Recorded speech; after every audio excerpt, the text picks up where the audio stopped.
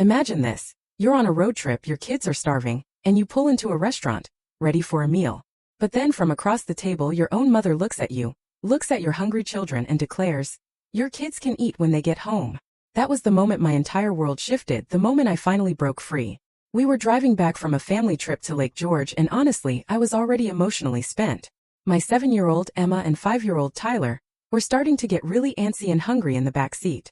"Mom, my tummy hurts," Emma mumbled, and Tyler chimed in right after. "Me too. Can we stop somewhere?" We'd skipped lunch because Mom insisted we needed to get on the road without delay. It was almost 6 p.m., and they'd had nothing but a few crackers and fruit snacks hours ago. So I called my dad, who was driving the lead car with my mom, my older sister Lauren, her husband Derek, and their 2 kids. "Dad," I said, trying to keep my voice light. "The kids are really hungry. Can we stop somewhere for dinner?" There was a pause, a muffled conversation I couldn't quite make out, and then, "Sure, Sarah.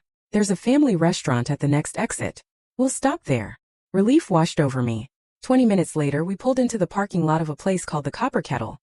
You know, one of those generic family restaurants with crayons and kids' menus, where no one bats an eye at kids being kids. We all piled in, and the hostess led us to a big table. Emma and Tyler practically dove into the booth, their little faces bright with anticipation.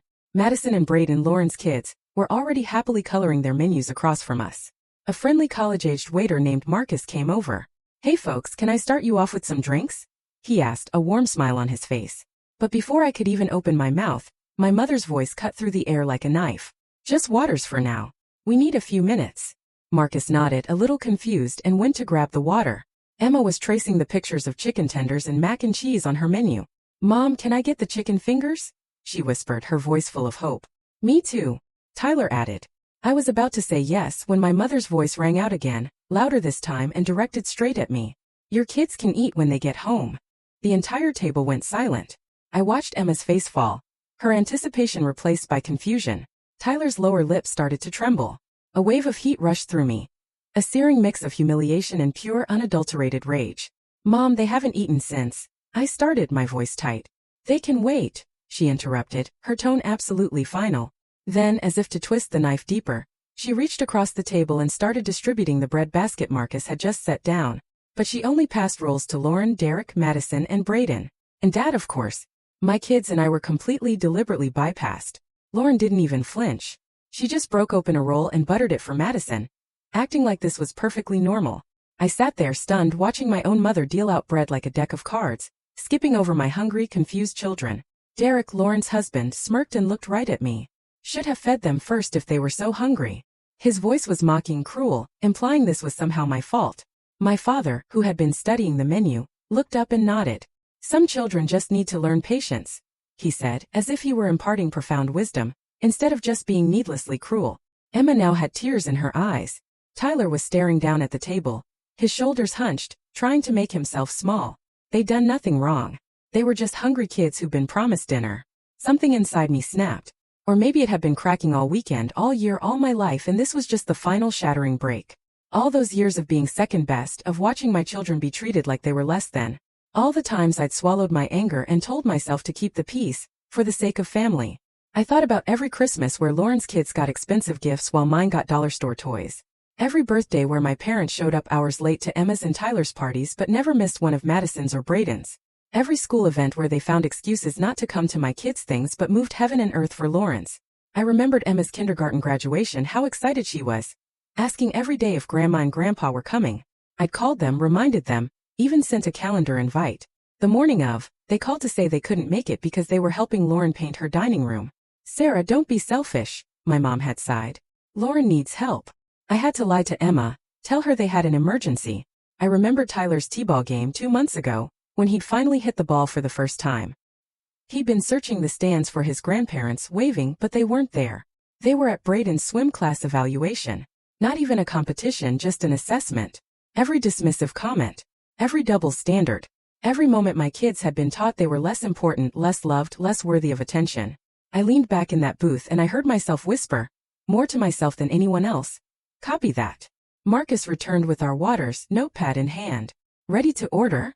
My mother immediately launched into her order, followed by my father. Then Lauren and Derek ordered for themselves and their kids. Marcus was writing everything down, occasionally asking questions about preparation. When he finished, he turned to me with that same friendly smile. And for you folks? I stood up. The entire table looked at me. A mixture of confusion and irritation on their faces. Actually, Marcus, I said, my voice calm steady, my kids and I will be eating elsewhere. But I want to make sure you know why. My mother's face went crimson. Sarah, sit down. You're making a scene. No, I replied, refusing to meet her gaze, focusing on Marcus. I don't think I will. I want Marcus here to understand that you just told my children they can't eat here. You said they can wait until they get home. You distributed bread to everyone at this table except them. They're 7 and 5 years old. They haven't had a real meal since breakfast, and you decided they don't deserve to eat. Marcus looked extremely uncomfortable, glancing between me and my parents. So, I continued, I'm going to take my hungry children to literally any other restaurant in this town where they will be treated like human beings worthy of a meal. But I want to make sure you understand, Marcus, that this is not a reflection on your service or this establishment. This is entirely about the people at this table. Sarah Elizabeth Patterson, you sit down right now. My mother hissed, her voice low and venomous. I'm 34 years old, Mom, I said, a wry smile playing on my lips. You can't ground me anymore. I pulled out my wallet and placed a $20 bill on the table. That's for the waters and the trouble. Marcus, I'm sorry you had to witness this. I hope the rest of your shift is better than this. I turned to Emma and Tyler. Come on, guys. Let's go find somewhere that actually wants us. They scrambled out of the booth instantly, relief flooding their faces. Emma grabbed my hand tightly, and Tyler pressed against my other side. As we walked away, I heard Derek mutter, "Dramatic much?" Then Lauren's voice, lowered but still audible. "She's always been like this, making everything about her. My father, let her go. She'll calm down and apologize later." But I heard something else too. I heard Marcus's voice, polite but firm. "Actually, I'm going to need a few minutes before taking the rest of your order. I need to speak with my manager." I didn't look back. I walked my kids straight out of that restaurant into my car. Once we were inside, Emma burst into tears. "Why doesn't Grandma like us?" she sobbed. I pulled both kids into a hug as best I could from the front seat. "Baby," I choked out, "it's not about you. It has nothing to do with who you are or how wonderful you are. Some people they don't know how to love fairly. And that's their problem, not yours." "But we were good all weekend," Tyler said, his voice small. "I shared my toys with Brayden even when he was mean. Emma helped Madison when she dropped her ice cream." "I know, buddy," I said, my voice thick with emotion. "You were both so good. The problem isn't you, it's them." I pulled back and wiped Emma's tears. "Here's what we're going to do. We're going to find the best restaurant in this town, and you can order whatever you want. Appetizers, entree, desserts, the works. And we're going to have our own celebration." "What are we celebrating?" Emma asked, sniffling. "We're celebrating being free," I told them. "Free from people who don't appreciate how amazing you are. By the way, if you're still with me, make sure to hit that subscribe button. Trust me, more unbelievable stories are coming, and you don't want to miss them." I drove around for a few minutes until I spotted a local diner with great reviews on my phone. It was one of those classic American diners with red vinyl booths and a jukebox in the corner. We walked in, and an older waitress with kind eyes seated us immediately. "What can I get you sweet babies to drink?" she asked Emma and Tyler, and I almost cried at the warmth in her voice. The kids ordered chocolate milkshakes. I ordered a coffee. When she came back with the drinks, she set them down with a wink. I added extra whipped cream. "Don't tell my boss." Emma and Tyler giggled, and the sound was like medicine. They ordered burgers and fries. I got a club sandwich. We talked about school, about their friends, about what they wanted to do during the summer.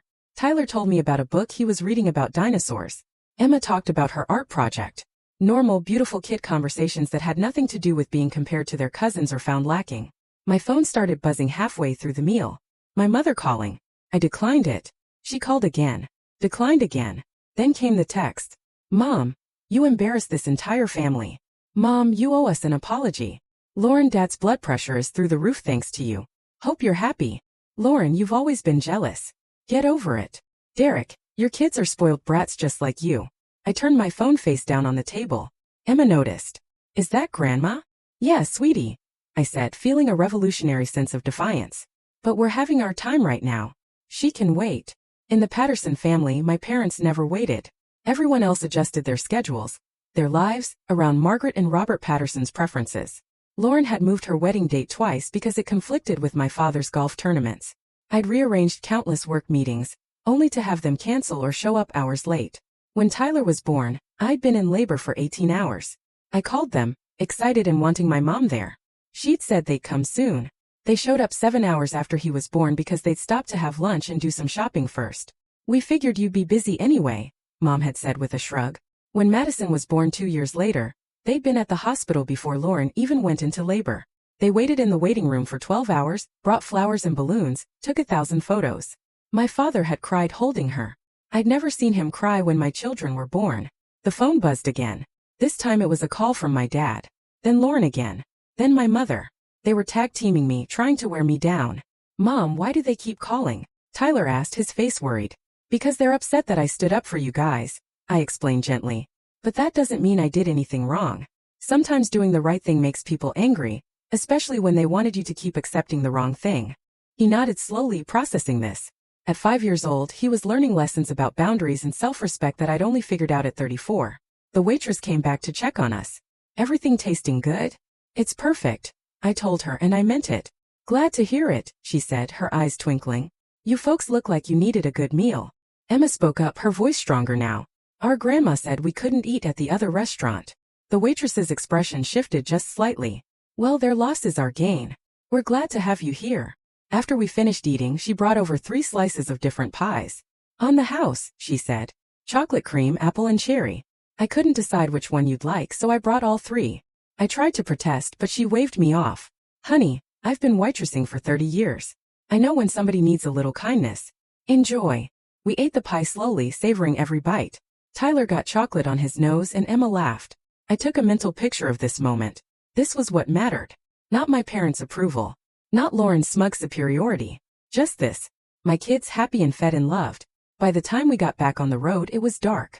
The kids fell asleep within 20 minutes, exhausted from the emotional roller coaster of the day. I drove in silence, my mind racing. My phone had stopped buzzing, but I knew there would be more messages waiting. More accusations, more guilt trips, more gaslighting. The Patterson family playbook was well established. But something had fundamentally shifted in me. Maybe it was years overdue, but standing up in that restaurant had broken something open. I'd spent my whole life trying to earn love that was apparently conditional, trying to be good enough for people who decided long ago that I never would be. I thought about all the times I'd made excuses for them. They don't mean it. That's just how they are. They love us in their own way. Asterisk, what kind of love deliberately excludes hungry children? What kind of grandparents treat their grandchildren so differently based on which daughter birthed them? When we got home, I carried Tyler inside while Emma stumbled in sleepily behind me. I tucked them into bed. Emma, already half asleep, mumbled, "Love you, Mom. Love you more, sweetheart." I went to my own room and finally looked at my phone. 43 messages. I scrolled through them, each one a variation of the same theme. I was selfish, dramatic, jealous, immature, ungrateful. There was nothing from my parents asking if the kids had gotten dinner. Nothing asking if we'd made it home safely. Just anger that I dared to stand up for my children. I opened a new message and started a group text to my parents and Lauren. Asterisk me. I'm done. I'm done being treated as less than. I'm done watching my children be excluded and dismissed and treated like they don't matter. I'm done making excuses for your behavior and swallowing my hurt to keep the peace. Today was the last time you get to hurt my kids. We won't be attending family events anymore. Don't call, don't text, don't show up at my house. When you're ready to treat all 4 of your grandchildren equally and with genuine love, you know where to find me. Until then, we're out. Asterisk, I hit send before I could second-guess myself. Within seconds, my phone started ringing. Mom. I declined and turned my phone off completely. I sat there in the darkness of my bedroom, heart pounding. Part of me expected to feel panic, to immediately regret what I'd done. The Patterson family had a way of making you feel crazy for having boundaries, for suggesting that maybe, just maybe, you deserved basic respect. Then a soft knock on my door. Emma peeked her head in. Mom, are you okay? I patted the bed beside me, and she climbed up, snuggling close. Tyler appeared in the doorway moments later, clutching his stuffed dinosaur, and joined us. I want to tell you guys something, I said, wrapping an arm around each of them. You know how sometimes at family gatherings with Grandma and Grandpa things feel unfair? Emma nodded immediately, a serious expression on her face. Tyler just pressed closer to my side. Well, I've decided we're not going to go to those anymore. We're going to do our own thing, just us 3. Maybe we'll make new traditions. Maybe we'll find other people who treat us the way we deserve to be treated. Will we ever see Grandma and Grandpa again? Emma asked, her voice small. Maybe someday if they decide to change how they act. But right now they're not being kind to you guys. And my job as your mom is to protect you. Even if that means protecting you from family. Tyler looked up at me with his big brown eyes. Did we do something wrong? My heart cracked. No, baby. Not even a little bit. You two are perfect exactly as you are. This isn't about you doing anything wrong. This is about me finally doing something right. We sat there together for a while, the three of us in a little huddle. Eventually Emma spoke up. Can we have pancakes for breakfast tomorrow? With chocolate chips. I laughed, the tension breaking. We can have whatever you want for breakfast. Can we have breakfast for dinner sometimes too? Tyler asked hopefully. Absolutely. We make the rules now. Emma grinned. No more comparing us to Madison and Brayden. Never again, I promised. No more having to be quiet when the adults are talking, Tyler added. You can always talk to me, I assured him. Your voice matters. They both hugged me tighter, and I realized this was what safety felt like for them. Not a big house or expensive gifts or prestigious family connections. Just knowing their mom had their backs no matter what. The silence in my house was profound. No arguing, no comparing, no walking on eggshells. Just peace. I slept better that night than I had in years. Over the next few weeks my parents tried various tactics. First came the angry messages demanding I apologize. Then came the guilt trips about how I was tearing the family apart. Lauren tried sending messages about how I was being childish and throwing away family over nothing. I didn't respond to any of it. My dad even showed up at my house once. I watched through the window as he knocked, but I didn't answer. He left an envelope in my mailbox. Inside was a card that said, "We forgive you. Come to Lauren's birthday dinner next month. The kids are invited too." They forgave me. As if I was the one who had done something wrong. I threw the card away. Then, about 3 months after the restaurant incident, I got a call from an unknown number. "Is this Sarah Patterson?" a woman's voice asked. "Yes," I replied. "This is Melissa Harper. I'm a social worker with Child Protective Services.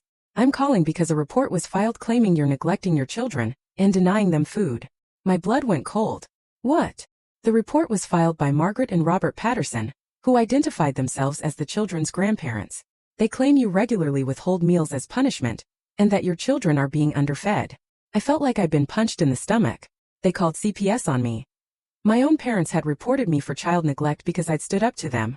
"That's completely false," I said, my voice shaking. "My children are well fed and cared for.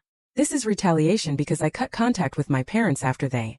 I stopped, took a breath, and explained the whole situation. The favoritism, the restaurant incident, the decision to go no contact. Melissa listened carefully. "I still need to come out and do a home visit. It's protocol with any report, but I appreciate you giving me context." I spent that night terrified. Even though I knew my home was fine, my kids were healthy and happy. But CPS involvement was every parent's nightmare. Melissa came the next day. She was professional but kind, interviewing Emma and Tyler separately, checking the kitchen, their bedrooms, looking at their school records. After an hour, she sat down with me at the kitchen table. "Mrs. Patterson," she said, "I've seen actual neglect and this isn't it. Your children are healthy, well-adjusted, and clearly loved. Your kitchen is stocked. Their medical records are up to date, and they both spoke glowingly about you. I'm going to close this case as unfounded." Relief flooded through me. "Thank you. However," she continued, "I do need to document the false report. Making a knowingly false report to CPS is a crime in this state. If you choose to press charges, I can provide documentation supporting that this appears to be retaliatory." I sat with that for a moment. Part of me wanted to press charges, wanted to make them face consequences for trying to weaponize the system against me. But another part of me just wanted to be done with them entirely. "I just want them out of my life," I said finally. Melissa nodded. "I understand. But I'm going to send them a letter informing them that the case was unfounded, and that false reporting is a criminal offense. Sometimes that's enough to prevent future issues." After she left, I sat at my kitchen table and cried. Not sad tears exactly. Angry tears. Relief tears. Exhausted tears. They tried to take my kids from me. That's how far they were willing to go rather than admit they'd been wrong. My neighbor Patricia knocked on my door 20 minutes later with a casserole. She was a retired teacher in her 70s who'd lived next door for the past 4 years. "I saw the CPS car," she said gently. "And before you worry, I want you to know that if they'd asked me about you as a mother, I would have told them the truth. That you're one of the best parents I've ever seen. That your children are polite, well cared for, and clearly loved. That you work hard and sacrifice for them constantly." I started crying again, and she pulled me into a hug that smelled like lavender and kindness. "My own daughter went through something similar," Patricia said as we sat at my kitchen table. "Not CPS but family drama. Her in-laws were toxic, made her feel small, criticized everything she did. When she finally cut them off, they tried everything to manipulate her back. It took years, but she finally found peace." "How long did it take?" I asked. before she stopped feeling guilty.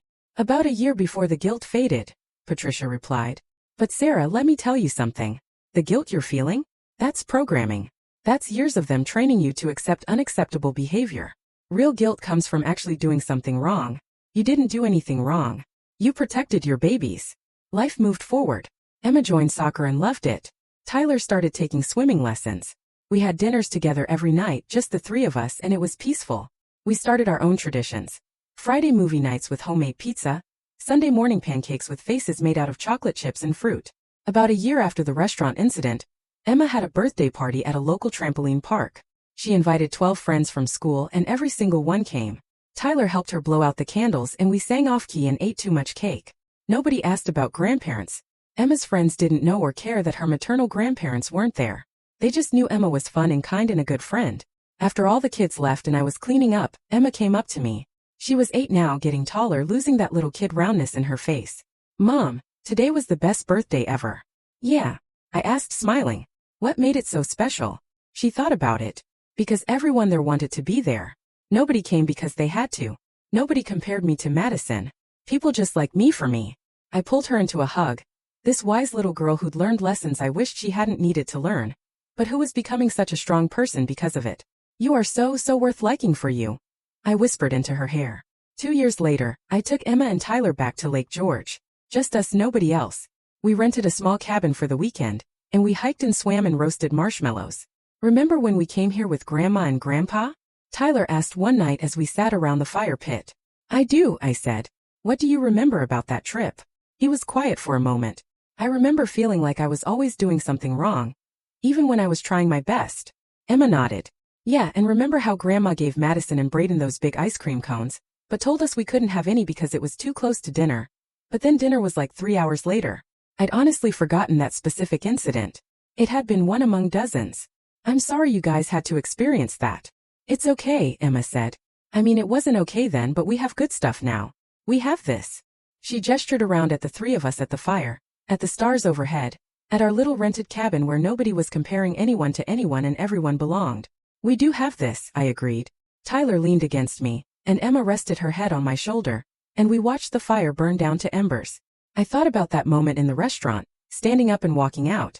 How terrifying it had felt, how uncertain. I'd had no idea if I was doing the right thing or making a huge mistake that I'd regret forever.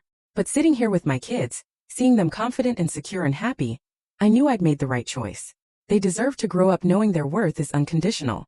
They deserve to be loved fully, not in comparison to someone else. Sometimes the most loving thing you can do is walk away from people who refuse to love you properly.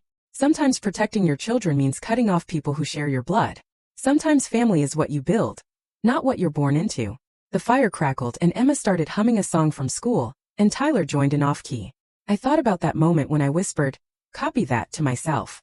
When I decided I was done accepting unacceptable treatment. Best decision I ever made.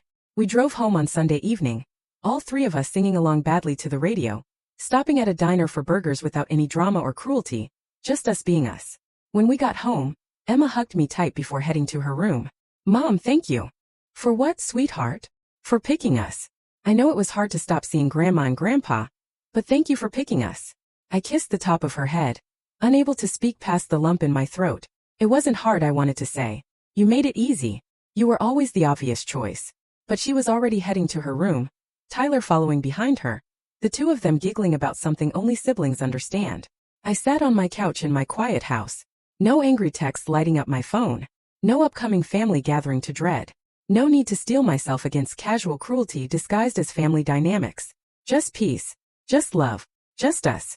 And it was more than enough. It was everything. Have you ever had to make a tough choice for your own peace or the well-being of your children? Even if it meant stepping away from family? Tell me what you think in the comments below. I really want to know your stories.